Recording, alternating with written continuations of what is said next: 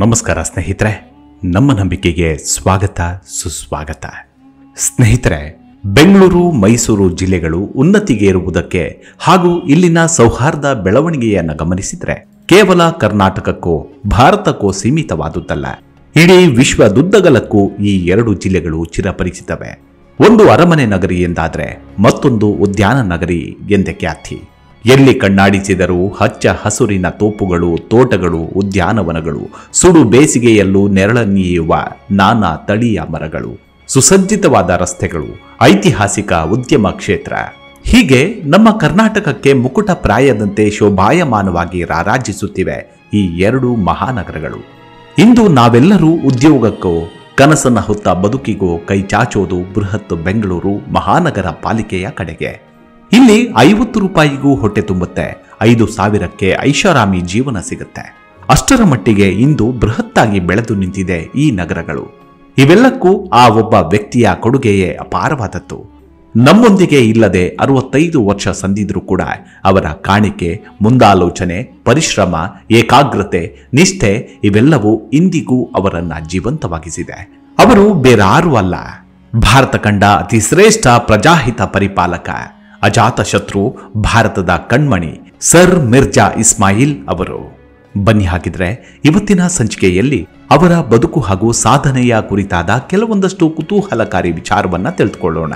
ಅದಕ್ಕೂ ಮುನ್ನ ನಮ್ಮ ನಂಬಿಕೆಗೆ ನಿಮ್ಮ ಬೆಂಬಲವಿರಲಿ. ಸ್ನೇಹಿತರೆ, ಕರುನಾಡಿನ ಶ್ರೇಷ್ಠ ಕವಿಗಳಲ್ಲೊಬ್ಬರಾದ ಡಾಕ್ಟರ್ SL ಭೈರಪ್ಪನವರ ಆತ್ಮಚರಿತ್ರೆಯಾದ ಭಿತ್ತಿ ಎಂಬ ಪುಸ್ತಕ ಓದಿದಾಗ ಅದರಲ್ಲಿ ಸರ್ ಮಿರ್ಜಾ ಇಸ್ಮಾಯಿಲ್ ಅವರ ಉಲ್ಲೇಖ ಸಿಗುತ್ತೆ. ಭೈರಪ್ಪನವರು ಹೇಳ್ತಾರೆ, ಅಂದಿನ ದಿನದಲ್ಲಿ ಮೈಸೂರು ಅತ್ಯಂತ ಸುಂದರ ಸ್ವಚ್ಛ ಊರಾಗಿತ್ತು. ಒಮ್ಮೆ ಬೆಳಗಿನ ಜಾವದಲ್ಲಿ ಒಬ್ಬರು ಅಧಿಕಾರಿಗಳು ಕುದುರೆಯ ಮೇಲೆ ಕುಳಿತು ರಸ್ತೆಯಲ್ಲಿ ಕಸವು ಇಲ್ಲವಷ್ಟೇ ಎಂದು ಸೂಕ್ಷ್ಮವಾಗಿ ಪರಿಶೀಲಿಸುತ್ತಾ ಹೋಗ್ತಿದ್ರಂತೆ. ನಂತರದಲ್ಲಿ ತಿಳಿಯಿತು ಅವರು ಮೈಸೂರು ರಾಜ್ಯದ ದಿವಾನರಾದ ಸರ್ ಮಿರ್ಜಾ ಇಸ್ಮಾಯಿಲ್ ಎಂದು. ಅಂತಹ ಹಿರಿಯ ಅಧಿಕಾರಿ ಅಷ್ಟೊಂದು ಸೂಕ್ಷ್ಮವಾಗಿ ಪ್ರತಿಯೊಂದನ್ನು ಗಮನಿಸುತ್ತಿದ್ದರೆಂದರೆ ರೋಮಾಂಚನ ಹುಟ್ಟಿಸುತ್ತೆ.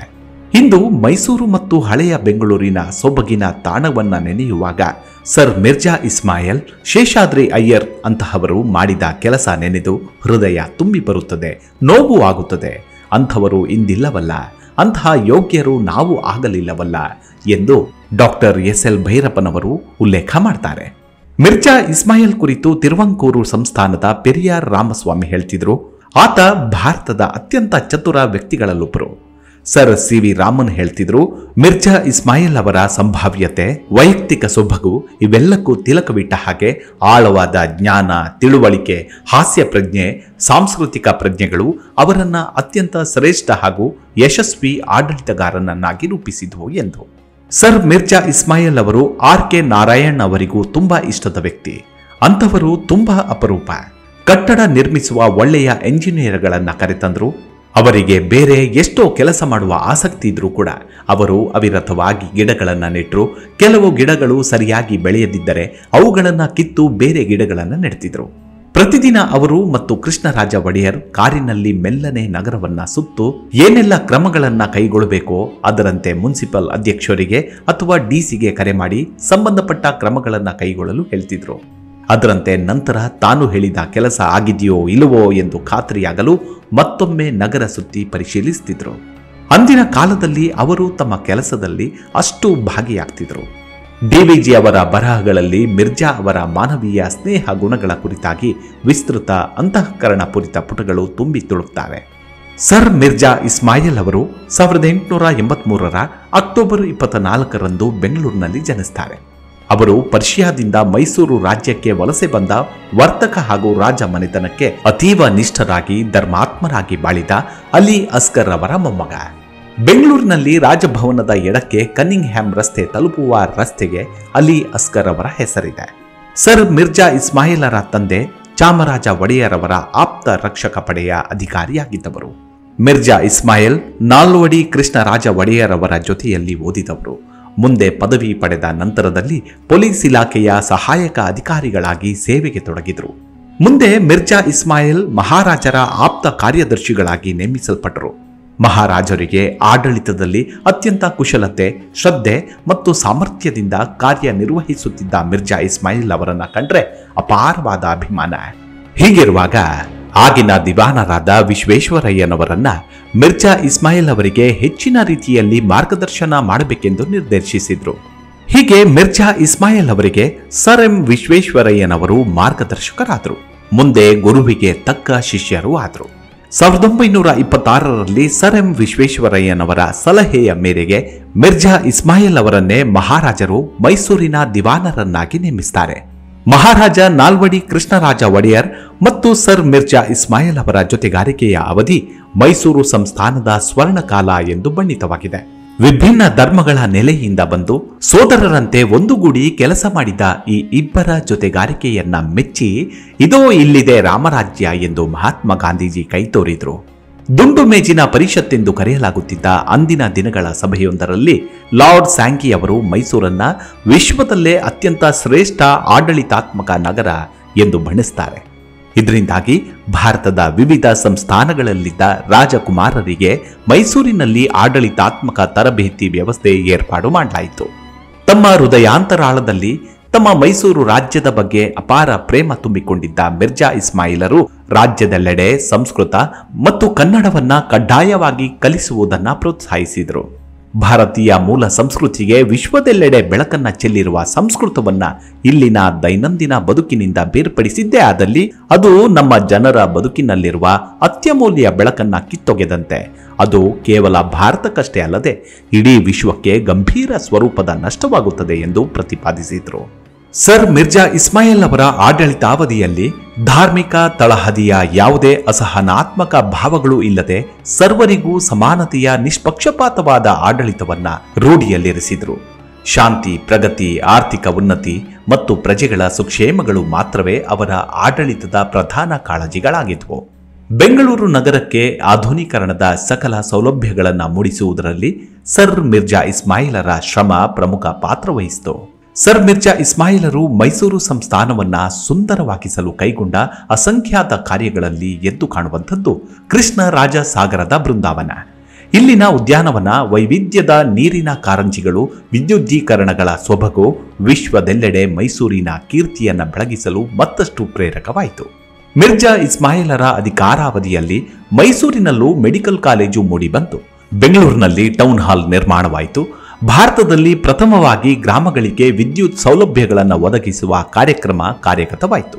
ತಮ್ಮ ಹಿರಿಯರಾದ ಸರ್ ಎಂ ವಿಶ್ವೇಶ್ವರಯ್ಯನವರಂತೆ ಕೈಗಾರಿಕೆಗಳ ಬಗ್ಗೆ ಒಲವುಳ್ಳ ಮಿರ್ಜಾ ಇಸ್ಮಾಯಿಲರ ಪ್ರೇರಣೆಯಿಂದ ಹಿಂದೂಸ್ತಾನ್ ಏರೋನಾಟಿಕ್ಸ್ ಲಿಮಿಟೆಡ್ ಸಂಸ್ಥೆ ತಲೆ ಎತ್ತಿತು.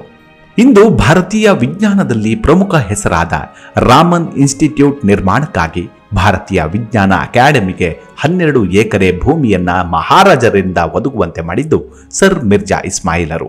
ಅದೊಂದು ಅವರು ಮಾಡಿದ ಶ್ರೇಷ್ಠ ಕೆಲಸಗಳಲ್ಲೊಂದು. ಮಿರ್ಜಾ ಇಸ್ಮಾಯಿಲರ ಬಗ್ಗೆ ಮುಕ್ತ ಕಂಠದ ಪ್ರಶಂಸೆ ಮಾಡುತ್ತಿದ್ದ ಸರ್ ಸಿ.ವಿ. ರಾಮನ್ ಸುದೀರ್ಘ ಅವಧಿಯವರೆಗೆ ಮಿರ್ಜಾ ಇಸ್ಮಾಯಿಲ್ ನನ್ನ ಅತ್ಯಂತ ಆತ್ಮೀಯ ಗೆಳೆಯರಲ್ಲೊಬ್ಬರಾಗಿದ್ದು ಅವರ ಗೆಳೆತನವನ್ನ ಸವಿದ ನನ್ನಂತಹ ಬಹಳಷ್ಟು ಮಂದಿಗೆ ಅದು ಅಮೂಲ್ಯವಾಗಿದೆ. ಯಾವುದೇ ಗಳಿಗೆಯಲ್ಲಾಗಲಿ ಸಹಾಯ ಸಲಹೆಗಳನ್ನ ನೀಡಲು ಸದಾ ಸಿದ್ಧನಾದ ಆಪ್ತ ಮಿತ್ರನಾಥ ಎಂದು ಸರ್ ಮಿರ್ಜಾ ಇಸ್ಮಾಯಿಲರಿಗೆ ತುಂಬು ಹೃದಯದ ಗೌರವ ಅರ್ಪಿಸಿದ್ದಾರೆ.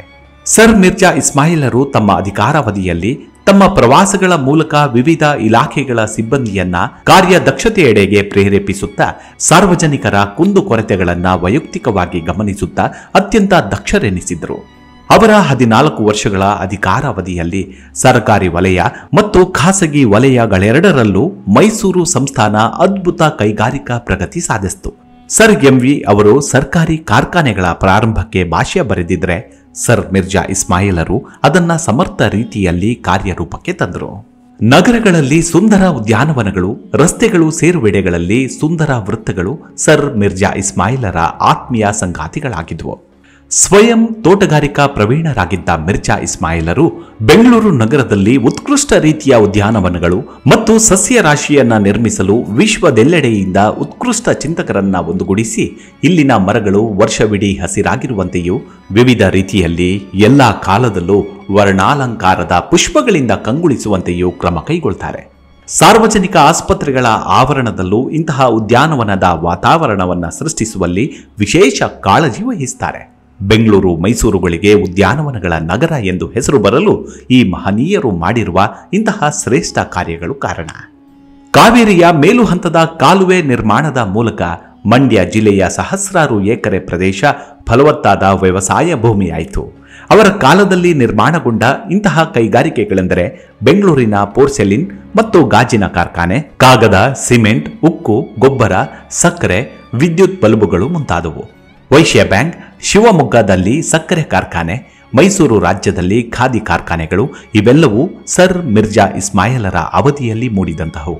ಕರ್ನಾಟಕ ಸಾಹಿತ್ಯ ಪರಿಷತ್ತಿನ ಕಟ್ಟಡ ನಿರ್ಮಾಣ ಕಾರ್ಯದಲ್ಲೂ ವಿಶೇಷ ಆಸಕ್ತಿ ತಳೆದು ಆಗಿಂದಾಗೆ ಕಾರ್ಯಪ್ರಗತಿ ಸಮೀಕ್ಷಿಸಿ ಉಪಯುಕ್ತ ಸಲಹೆ ನೀಡುತ್ತಿದ್ರು. ಸರ್ ಮಿರ್ಜಾ ಇಸ್ಮಾಯಿಲರು ಮಹಾರಾಜರ ಆಸ್ತಿಗಳನ್ನು ದಕ್ಷವಾಗಿ ನಿರ್ವಹಿಸಿ ಅವುಗಳನ್ನು ಲಾಭದಾಯಕವಾಗಿ ತೊಡಗಿಸಿದ್ದರ ಪರಿಣಾಮವಾಗಿ ನಾಲ್ವಡಿ ಕೃಷ್ಣರಾಜ ಒಡೆಯರ್ ಅವರು ತಮ್ಮ ಜೀವಿತಾವಧಿಯ ಕಡೆಯವರೆಗೆ ಭಾರತದ ಅತ್ಯಂತ ಶ್ರೀಮಂತ ರಾಜರಾಗಿದ್ರು. ಸರ್ ಮಿರ್ಜಾ ಇಸ್ಮಾಯಿಲರು ತಮ್ಮ ಅಧಿಕಾರಾವಧಿಯ ಪ್ರಮುಖ ಸಮಯವನ್ನ ಯಾವುದೇ ಗಲಭೆಗಳಿಗೆ ಅವಕಾಶವಿಲ್ಲದಂತೆ ನೋಡಿಕೊಳ್ಳಲು ವಿನಿಯೋಗಿಸುತ್ತಿದ್ರು. ಸ್ವಾತಂತ್ರ್ಯದ ಹೋರಾಟದ ಅವಧಿಯ ಆ ಸಮಯದಲ್ಲಿ ಕಾಂಗ್ರೆಸ್ ಪದೇ ಪದೇ ಚಳುವಳಿಗಳನ್ನು ಹೂಡುತ್ತಿತ್ತು. ಇಂತಹ ಸಂದರ್ಭದಲ್ಲಿ ರಾಷ್ಟ್ರೀಯ ನಾಯಕರಾದ ಗಾಂಧಿ, ನೆಹರು ಅಂತಹ ಮಹನೀಯರೊಡನೆ ಮಹಾರಾಜರ ಸಂಪರ್ಕವನ್ನ ಮಿರ್ಜಾ ಇಸ್ಮಾಯಿಲರು ಆತ್ಮೀಯವಾಗಿರಿಸಿದ್ರು. ಈ ಚಳುವಳಿಗಳ ಸಮಯದಲ್ಲಿ ಯಾವುದೇ ಗಲಭೆಗಳು ಉಂಟಾಗದಂತೆ ಪರಿಸ್ಥಿತಿ ನಿಭಾಯಿಸುವುದು ಮಿರ್ಜಾ ಇಸ್ಮಾಯಿಲರ ದಕ್ಷತೆಯನ್ನ ಅವಲಂಬಿಸಿತ್ತು. 1940ರಲ್ಲಿ ನಾಲ್ವಡಿ ಕೃಷ್ಣರಾಜ ಒಡೆಯರ್ ಅವರು ನಿಧನರಾದ ನಂತರ ಸರ್ ಮಿರ್ಜಾ ಇಸ್ಮಾಯಿಲರು ಬದಲಾದ ಪರಿಸ್ಥಿತಿಯನ್ನ ಇಷ್ಟಪಡಲಾರದೆ ಅಲ್ಲಿಂದ ಹೊರಬಂದರು. ಹೀಗೆ ಒಂದು ರಾಮರಾಜ್ಯದ ಅಸ್ತಿತ್ವ 1941ರಲ್ಲಿ ಕೊನೆಗೊಳ್ತು. 1941ರಲ್ಲಿ ಜೈಪುರ ಸಂಸ್ಥಾನದಲ್ಲಿ ಅಧಿಕಾರ ವಹಿಸಿಕೊಂಡ ಸರ್ ಮಿರ್ಜಾ ಇಸ್ಮಾಯಿಲ್ ಅವರು ಅಲ್ಲಿಯೂ ತಮ್ಮ ದಕ್ಷತೆಯ ಪ್ರಭಾವ ಬೀರ್ತಾರೆ. ಇದರಿಂದಾಗಿ ಜಯಪುರ ನಗರ ಕೈಗಾರಿಕೋದ್ಯಮದ ಹೊಸ ಶಕೆಯನ್ನ ಕಾಣ್ತು. ಭಾರತದ ಪ್ರಪ್ರಥಮ ವ್ಯವಸ್ಥಿತ ನಗರವೆಂದು ಜೈಪುರ ಪರಿಗಣಿತವಾಯಿತು. ಇಂತಹ ಸೊಗಸನ್ನು ನಿರ್ಮಿಸಿದ ಸರ್ ಮಿರ್ಜಾ ಇಸ್ಮಾಯಿಲ್ ಅವರನ್ನ ಬ್ರಿಟಿಷ್ ಸರ್ಕಾರ ಮತ್ತು ಭಾರತೀಯರೆಲ್ಲರೂ ಒಕ್ಕೊರಲಿನಿಂದ ಕೊಂಡಾಡಿದರು. ಹೀಗೆ ನವ ಜಯಪುರದ ರೂವಾರಿ ಎನಿಸಿರುವ ಸರ್ ಮಿರ್ಜಾ ಇಸ್ಮಾಯಿಲ್ ಅವರ ಗೌರವಾರ್ಥ ಅಲ್ಲಿನ ಒಂದು ಪ್ರಮುಖ ರಸ್ತೆಗೆ ಅವರ ಹೆಸರನ್ನ ಇಡಲಾಗಿದೆ. ಸರ್ ಮಿರ್ಜಾ ಇಸ್ಮಾಯಿಲರ ಸ್ನೇಹಿತರಾದ ಘನಶ್ಯಾಮ ದಾಸ ಬಿರ್ಲಾ ಅವರು ಜಯಪುರದ ಪ್ರಮುಖ ಯೋಜನೆಗಳಿಗೆ ಹಣವನ್ನು ತೊಡಗಿಸ್ತಾರೆ. 1945ರಲ್ಲಿ ಬಿರ್ಲಾ ಅವರ ನೇತೃತ್ವದಲ್ಲಿ ಯುನೈಟೆಡ್ ಕಮರ್ಷಿಯಲ್ ಬ್ಯಾಂಕ್ ತಲೆ ಎತ್ತಿ ನಿಂತಿತ್ತು. ಪಿಲಾನಿಯಲ್ಲಿರುವ ಬಿರ್ಲಾ ಇನ್ಸ್ಟಿಟ್ಯೂಟ್ ಆಫ್ ಟೆಕ್ನಾಲಜಿ ಕೂಡ ಮಿರ್ಜಾ ಇಸ್ಮಾಯಿಲರ ಸಲಹೆಯ ಮೇರೆಗೆ ನಿರ್ಮಿತಗೊಂಡಿದೆ. ಮಿರ್ಜಾ ಇಸ್ಮಾಯಿಲ್ ಅವರು ವಿದ್ಯಾಭ್ಯಾಸಕ್ಕೆ ಕೊಡುತ್ತಿದ್ದ ಮಹತ್ವದಿಂದ ಮಹಾರಾಣಿ ಗಾಯತ್ರಿ ದೇವಿ ಶಾಲೆ ತಲೆ ಎತ್ತಿತು. 1945ರಲ್ಲಿ ಜಯಪುರದಲ್ಲಿ ನಡೆದ ಅಂತಾರಾಷ್ಟ್ರೀಯ ಬರಹಗಾರರ ಸಮ್ಮೇಳನಕ್ಕೆ ಸರ್ ಮಿರ್ಜಾ ಇಸ್ಮಾಯಿಲರು ಅಧ್ಯಕ್ಷತೆಯನ್ನು ವಹಿಸುತ್ತಾರೆ. ಪಾಕಿಸ್ತಾನವನ್ನ ಆಧುನಿಕವಾಗಿ ನಿರ್ಮಿಸಬೇಕೆಂಬ ಬಯಕೆಯಿಂದ ಅಲ್ಲಿನ ಪ್ರಜೆಯಾಗಬೇಕೆಂದು ಆಹ್ವಾನಿಸಿದ ಮೊಹಮ್ಮದ್ ಅಲಿ ಜಿನ್ನಾ ಅವರ ಕೋರಿಕೆಯನ್ನ ಸಾರಾ ಸಗಟಾಗಿ ತಳ್ಳಿಹಾಕಿದ ಸರ್ ಮಿರ್ಜಾ ಇಸ್ಮಾಯಿಲ್ ಅವರು ನನಗೆ ಭಾರತದ ವಿಭಜನೆ ಆಗುವುದಕ್ಕೆ ಸ್ಪಷ್ಟ ವಿರೋಧವಿದೆ ಎಂದು ನೇರವಾಗಿ ತಿಳಿಸುತ್ತಾರೆ. ಇದರಿಂದ ಜಿನ್ನಾ ಅವರಿಗೆ ನಿಷ್ಠೂರರಾದರು. 1946ರಲ್ಲಿ ಹೈದರಾಬಾದಿನ ದಿವಾನರಾದ ಸರ್ ಮಿರ್ಜಾ ಇಸ್ಮಾಯಿಲರು ಹೈದರಾಬಾದ್ ನಿಜಾಮನಿಗೆ ಯಾವುದೇ ತಕರಾರಿಲ್ಲದೆ ಭಾರತದ ಭಾಗವಾಗಲು ಮನವೊಲಿಸಲು ಪ್ರಯತ್ನಿಸುತ್ತಾರೆ. ಆತ ಮಾತು ಕೇಳದೆ ಹೋದಾಗ ಕೆಲವು ತಿಂಗಳುಗಳಲ್ಲೇ ಕೆಲಸ ಬಿಟ್ಟು ಈಚೆ ಬಂದ. ನಂತರದಲ್ಲಿ ಬಲ ಪ್ರಯೋಗಕ್ಕೆ ಒಳಗಾಗಿ ಹೈದರಾಬಾದಿನ ನಿಜಾಮ ಭಾರತದ ಸರ್ಕಾರಕ್ಕೆ ಶರಣಾಗಬೇಕಾಯಿತು. ಮುಂದೆ ಸರ್ ಮಿರ್ಜಾ ಇಸ್ಮಾಯಿಲರು ತಮ್ಮ ಹುಟ್ಟಿದ ಊರಾದ ಬೆಂಗಳೂರಿಗೆ ಬಂದು ನೆಲೆಸುತ್ತಾರೆ. ಕಾಶ್ಮೀರದ ಮುಖ್ಯಮಂತ್ರಿಯಾಗಲು ಅವರನ್ನ ಕೇಳಲಾಗಿತ್ತು. ಅದನ್ನ ಒಪ್ಪದ ಅವರು ವಿಶ್ವಸಂಸ್ಥೆಗೆ ದುಡಿತಾರೆ. ಇಂಡೋನೇಷ್ಯಾದ ತಾಂತ್ರಿಕ ನೆರವಿಗೆ ಹೋಗ್ತಾರೆ. 1952ರಲ್ಲಿ ಇರಾನ್, ಇರಾಕ್ ದೇಶಗಳನ್ನು ಭೇಟಿ ಮಾಡ್ತಾರೆ. 1954ರಲ್ಲಿ ತಮ್ಮ ಆತ್ಮಕಥೆಯೊಂದನ್ನು ರಚಿಸ್ತಾರೆ. ಆ ಪುಸ್ತಕದ ಕೊನೆಯ ಪುಟದಲ್ಲಿ ಬರೆದ ಅವರ ಅಭಿಪ್ರಾಯ ಹೀಗಿದೆ: ನಮ್ಮ ದೇಶ ಸ್ವಾರ್ಥ ಪ್ರವೃತ್ತಿಯ ವೃತ್ತಿಪರ ರಾಜಕಾರಣಿಗಳ ಆಡಂಬುಲಗಳಾಗುತ್ತಿವೆ, ಸ್ವಾರ್ಥಿಗಳ ಸ್ವರ್ಗಗಳಾಗುತ್ತಿವೆ ಎಂದು. ಇದು ಇಂದಿಗೂ ವಿಷಾದಕರ ವಾಸ್ತವ. ಹೀಗೆ ಮಿರ್ಜಾ ಇಸ್ಮಾಯಿಲ್ ಅವರು 1959ರ ಜನವರಿ 8ರಂದು ನಿಧನರಾಗ್ತಾರೆ. ಹೀಗೆ ಸಮರ್ಥ ವ್ಯಕ್ತಿಯೊಬ್ಬರ ನಿಧನದಿಂದ ಲೋಕ ಬಡವಾಯಿತು. ನಿನ್ನ ಜನ ನಗುತ್ತಿರಲು ನೀ ನಳುತ್ತಾ ಬಂದೆ, ನಿನ್ನ ಜನ ಅಳುತ್ತಿರಲು ನೀಂ ನಗುತ್ತಾ ಹೋಗು ಎಂಬ ಪಾರ್ಸಿ ಕವಿಯೊಬ್ಬನ ಈ ಪಂಕ್ತಿಗಳು ಮಿರ್ಜಾರವರಿಗೆ ಪ್ರಿಯವಾದ ಸಾಲುಗಳಾಗಿದ್ವು. ಹೀಗೆ ಭಾರತ ಕಂಡ ಮಹಾನ್ ಮೇಧಾವಿ ಹಾಗೂ ಅಜಾತ ಶತ್ರುಗಳಲ್ಲಿ ಸರ್ ಮಿರ್ಜಾ ಇಸ್ಮಾಯಿಲ್ ಕೂಡ ಒಬ್ಬರು. ಬಹುಶಃ ಅಂತಹ ವ್ಯಕ್ತಿತ್ವ ಮತ್ತೆ ಜನ್ಮ ತಳೆಯೋಕೆ ಅದೆಷ್ಟು ವರ್ಷಗಳು ಬೇಕಾಗಬಹುದೋ ಆ ಭಗವಂತನೇ ಬಲ್ಲ. ಮುಂದಿನ ಸಂಚಿಕೆಯಲ್ಲಿ ಮತ್ತೆ ಸಿಗೋಣ. ಅಲ್ಲಿವರೆಗೂ ನಿಮ್ಮ ಆರೋಗ್ಯದ ಕಡೆ ಗಮನವಿರಲಿ. Take care. ನಮಸ್ಕಾರ.